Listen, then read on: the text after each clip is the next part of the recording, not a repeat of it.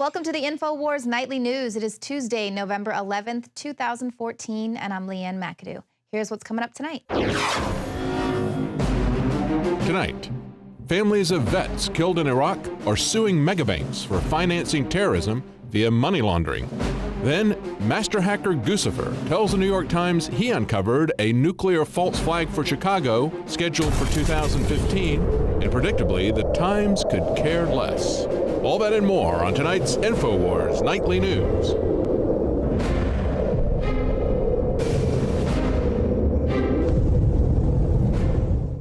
More than 80 wounded U.S. combat veterans and their families have filed suit against several of the world's largest banks. They are accusing them of committing acts of international terrorism by helping Iran fund and arm Iraqi terrorists. Now, the suit alleges that the international banks were knowingly part of a conspiracy by Iran to skirt international sanctions. The banks agreed to alter, falsify, or omit information from payment messages that involved Iran or Iranian parties. This is including the banks, and each of these defendants knowingly entered into an agreement with Iran and its agents.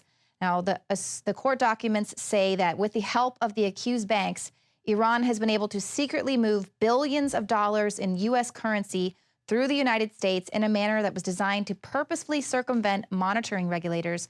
And this is said to include hundreds of millions of dollars to Hezbollah, the Iranian Revolutionary Guard Corps, and other terrorist organizations that are actively engaged in murdering and maiming U.S. servicemen and civilians in Iraq. So obviously some of the hurdles facing the veterans is that they must be able to show that these attacks were not executed by reason of an act of war. Wartime claims are exempted from the Anti-Terrorism Act because the law wasn't intended to give soldiers a private right of action in a military conflict. They're basically saying casualties of war happen, but according to this suit, these were not acts of war, but acts of terrorism, and U.S. troops were the target. So what do you think? Are the banks complicit in this? We've reported many times they've always funded both sides of the war, just like the banks fund both sides of the drug trade. Now, you'll recall that we actually interviewed the HSBC whistleblower Everett Stern last year. He exposed the fact that the banks were using really creative ways to undermine these U.S. sanctions, and they were coming up with really creative ways to do business with these countries that were under U.S. sanctions, specifically HSBC, specifically Iran. So we know these too big to jail banks are complicit in this. They've helped aid and abet and fund terrorism. But what about the government's complicity? They send the troops to go and fight these wars under false pretenses. The already dominant British Empire grew even more aggressive. Her troops and bureaucracy spread across the globe. The sun never set on Britannia's holdings. The banking cartel funded, in fact, since about 1800, they have funded both sides of almost every war.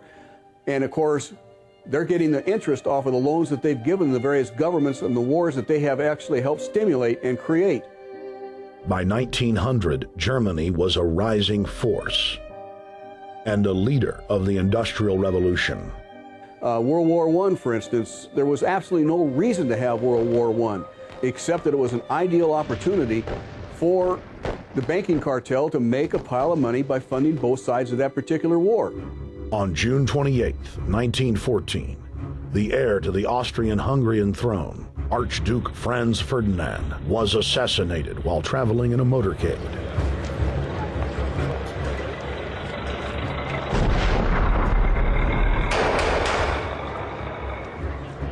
The Black Hand, a Serbian secret society with connections to French and British intelligence, took credit. World War I had begun.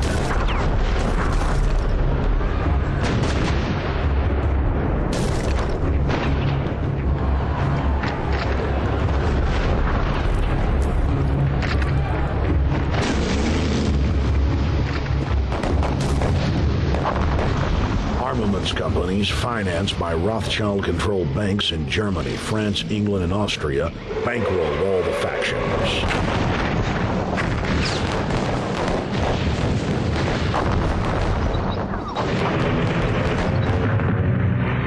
At least 20 million were killed in the war.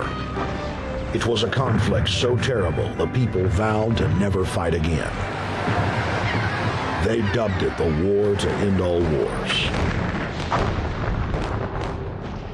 Question is, why did they want war? Well, first of all, is money and power. But secondly, they wanted to create the League of Nations. They had this in their plans all along, and as a consequence, once the war was over or about to be over, they began to formulate this idea of a League of Nations, so this would never ever happen again. Hundreds of years of practice made the British experts at hiding their empire behind puppet governments and councils. In the name of stopping all future conflicts, they proposed that countries would join a League of Nations. Their true intention was for the League to serve as a framework for world government.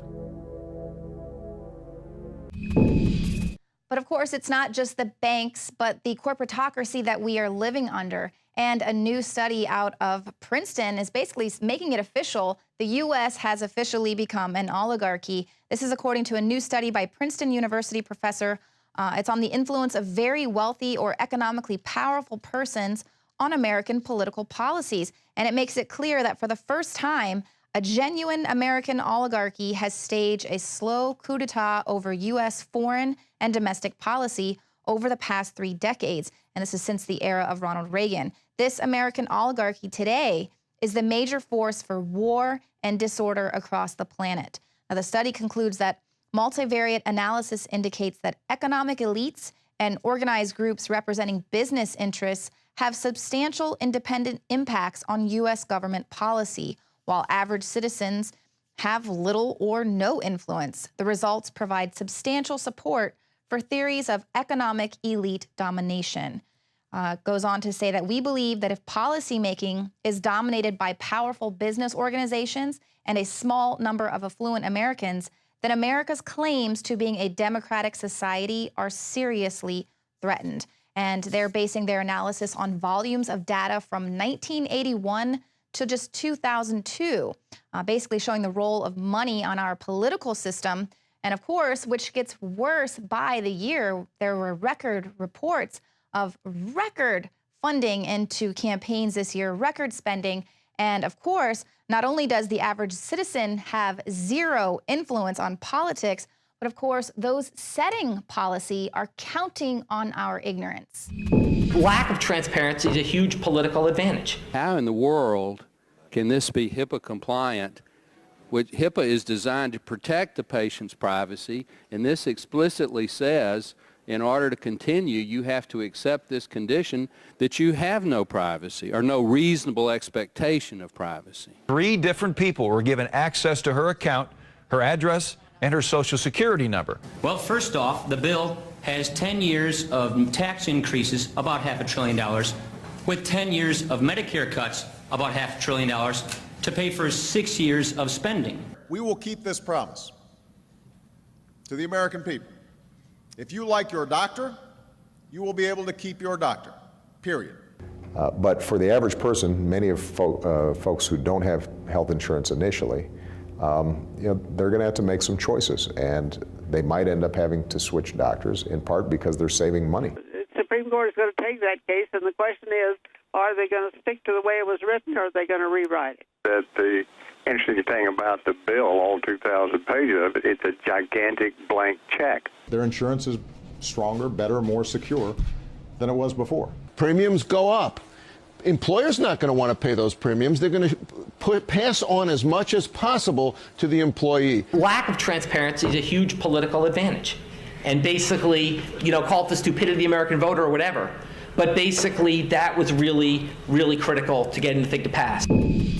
And of course, that is why we must hold them accountable. Now, the threat of a ruling elite taking down America is what prompted top hacker Guccifer to take action. Now, you'll recall that he leaked those self-portraits of George W. Bush that he drew of himself bathing in a bathtub. He also exposed emails showing Colin Powell's ties to Bohemian Grove. And he also plundered a trove of personal emails of celebrities, military brass, and top politicians. And he did all of this while lacking any real computer skills, according to him. Well, he is now serving a 7-year prison sentence, and there he wrote a letter explaining his purpose for hacking. That it includes the terrorist attacks of 9/11, the death of Princess Diana, and alleged plans for a nuclear attack in Chicago in 2015. He wrote, "This world is run by a group of conspirators called the Council of Illuminati, very rich people, noble families, bankers, and industrialists from the 19th and 20th century." Now, Guccifer has seen their emails, seen into the personal lives of these ruling elites, seen into their plans, and the New York Times just glosses over this fact. It doesn't mention anything that would actually give a little weight or credibility to his conspiracy theories. They're just allowing the prosecutor to paint him as a peeping Tom who just wanted to look at naked pictures of celebrities, when, according to Guccifer, he absolutely could care less about the celebrities that he came across. He took action because he was concerned about the threat of a ruling class taking down America. And beyond that, here we have a top hacker who has access to these people's accounts, warning of a nuclear threat on the city of Chicago planned for 2015. New York Times doesn't go into that at all. Now, you'll recall last year that we reported on those missing nukes that were missing from Dyess Air Force Base. They refused to deny that there was some sort of a secret nuke transfer, although it conveniently coincided with a very cryptic announcement from Senator Lindsey Graham, who said that a nuclear attack may hit South Carolina if we don't go to war with Syria. Remember when all that was going on? I wonder who he works for.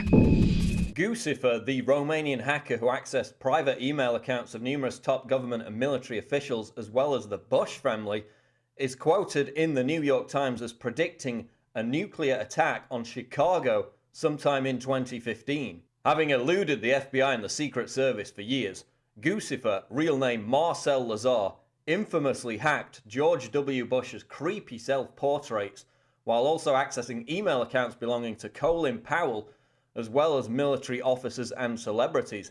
He is now serving a 7-year prison sentence in Romania. Explaining the purpose behind his hacking, which was conducted merely by guessing the security answers to people's email accounts to obtain their passwords, Guccifer's manifesto is, quote, "a potpourri of conspiracy theories about the terrorist attacks of September 11, 2001, the 1997 death of Princess Diana, and alleged plans for a nuclear attack in Chicago in 2015. And whether you believe it to be the work of a conspiracy or a plot crafted by a group like ISIS, the fact is that Chicago has been a terror target since 9/11.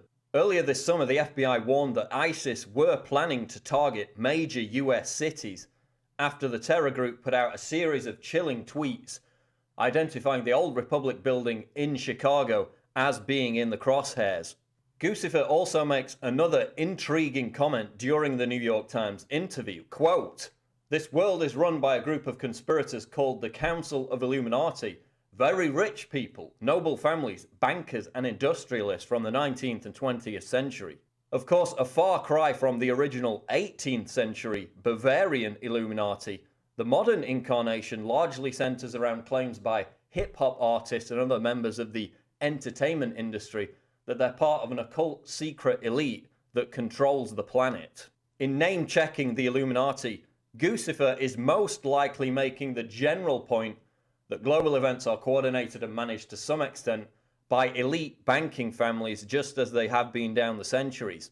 But what's your view on Guccifer's comments about the Illuminati and a nuclear attack on Chicago in 2015? Let me know in the comments below. Check out the other videos, subscribe to the channel. I'm Paul Joseph Watson reporting for INFOWARS.com. And others like Edward Snowden and, of course, WikiLeaks has said it is their duty to stand up for truth and justice. And now a group of over 50 musicians, actors, celebrities, and other public figures have sworn a statement in support of these groups. The statement reads, "We stand in support of those